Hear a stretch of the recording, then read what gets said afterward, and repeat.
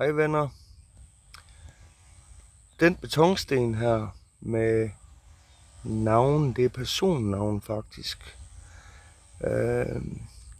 Før i tiden, da de ikke havde krematorier her i Dong Ma Fai, der blev folk brændt herude. Og så kom deres navn på sådan en sten.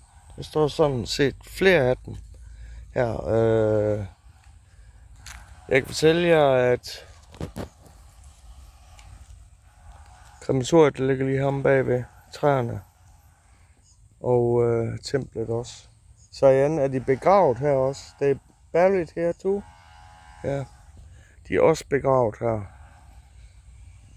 Så de blev brændt her åbenbart, som man gjorde i helt gamle dage med en stor bål.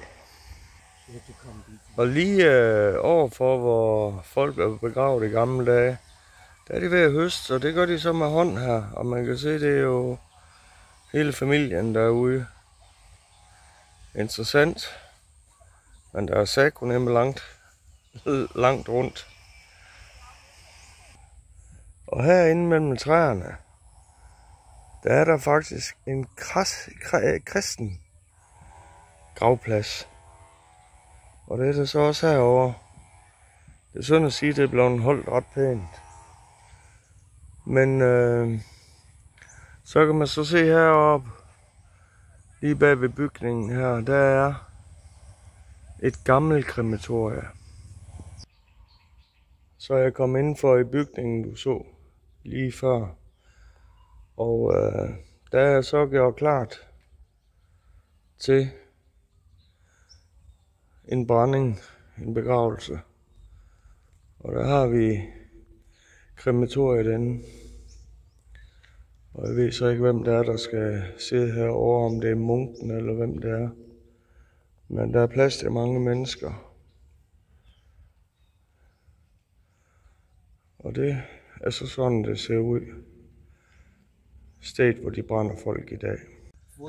Nå, så har vi så med lige mødt en af Sayans onkler.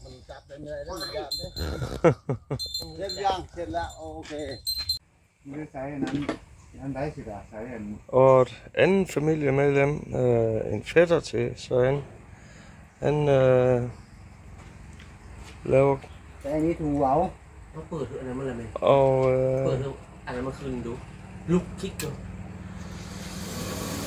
så tænder han næsten.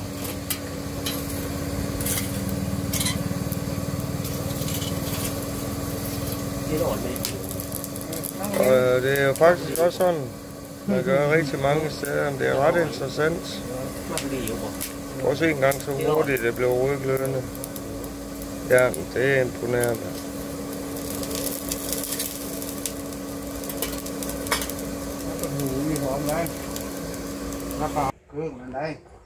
Chạy đi thù vào.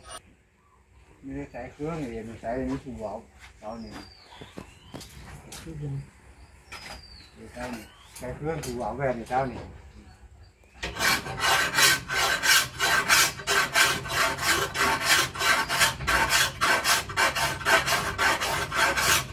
Så gør han den lige skarp med en stor fil.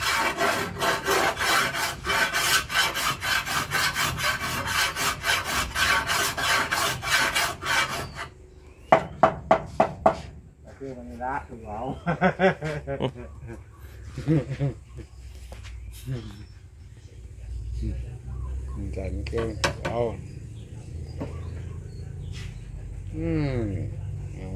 Nó không sốt.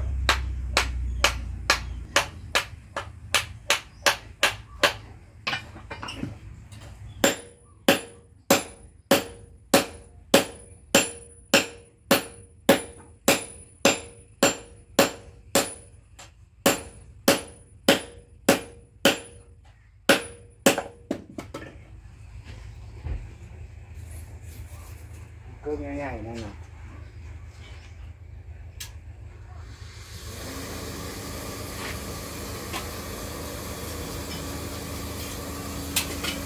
Nó cao thì sau, cao.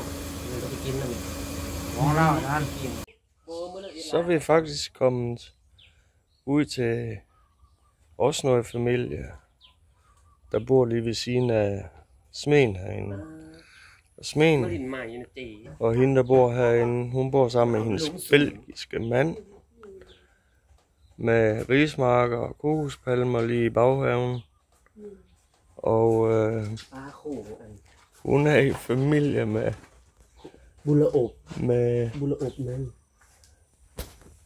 med Sayan. Og det er, hun laver blomsterdekorationer til bryllupper. Og det er derfor, der står de her stativer til at pynte med forskellige blomster. Vældig interessant. Vi hilste faktisk på hende og hendes mand op til Marked. Fredagsmarked op i Dongma by. Og prøv lige at se sådan en blomsteropsats. Den er da skidesmart. Laver du en trærude? Jo. De kan nogle tricks her i Thailand, det kan de altså. De kan få alting ud af intet.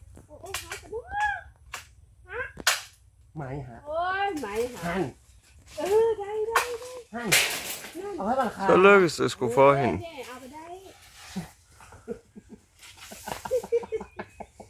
Så kom vi lige ind til smeden igen.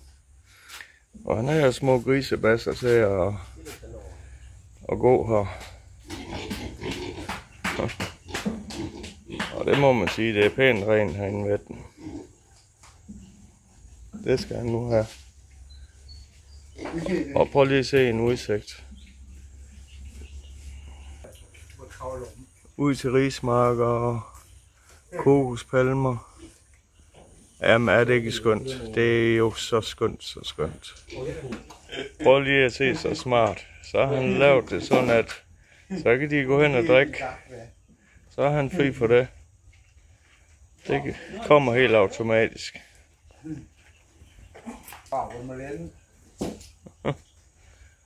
Jo, de har det godt, og de har vandbag.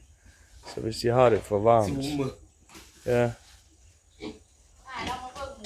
de har det rigtig godt her. ถ้าเราเบิ่งหมูได้อยู่คุณหมูเขาไม่ได้ออมเลยนะเขาปล่อยเดี๋ยวเราถ่ายวิดีโอก่อน Så er vi lige kommet over på den anden side af gaden, og der er en pragtfuld fiskesø hernede. Sidst vi var her for et par år siden, der var der noget mere vand i, men det er faktisk pisse dejligt. Hvorfor de lige har lagt de grene der tværs over vandet, der det tænker jeg det på grund af, de gerne vil holde fiskene derinde. Jeg ved det ikke. Familien, der bor her, de siger, der er slanger derovre på prægen over på den anden side. Så Jan, hun er gået hen for. Der skulle så være en slange. Jo, det er der satme også. Der er blevet fanget dernede i vandet. Jeg ved ikke, om I kan se den. Men en lille en. Men de behøver egentlig heller ikke være større. Vi har jo oplevet nogen, der er 3 meter i hvert fald. Nu er den sådan set lidt på vej op af den fiskesnøre, der jeg ved ikke, hvad den har gang i. Men ret kønt er det hernede. Og det er den bro derhen, jeg stod på for et øjeblik siden.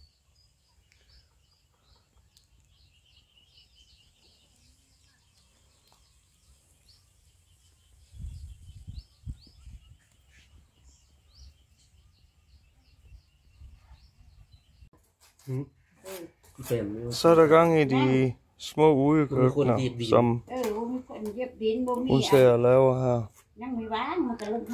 Og der er mange rundt omkring.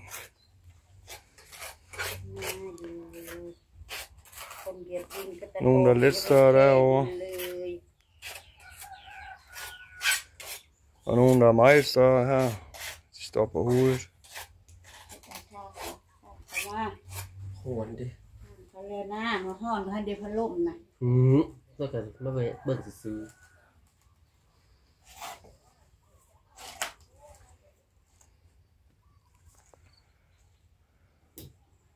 เอาผู้ช่วยก็ยังมีหมาอยู่จะเอ็ดเผือบ รรยาย Og så kan man jo se, at เราไม่ได้ปิด der mangler lige at komme resti op på oven. ให้เรา Og เอาเงินหลายท่า så bliver den muret i, og så er de klar til brug. Så er så nogle andre, nogle de også har lavet her. Uden hul i siden, jeg ved ikke, hvad de skal bruges til. Man ikke se derinde. Der er mange flere. De får en 40-60 bat stykket for sådan en. Det er ikke mange penge. Ja.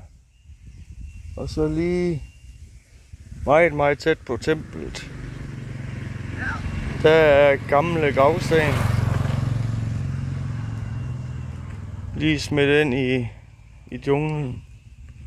Den der opsats der, den er faktisk rigtig pæn. Hvor er det da synd. Og man kan undre sig over, hvis der ikke er navn på, hvorfor delen genbruger de dem så ikke.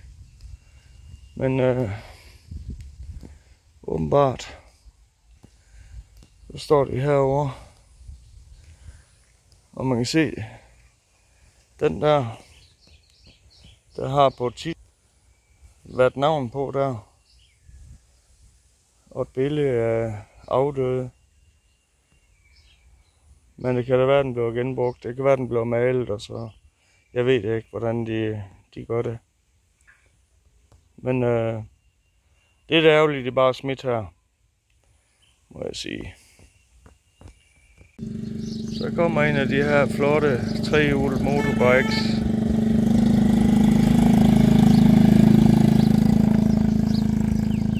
Og lige foran krematoriet, der er det så ved at skal tørre ris.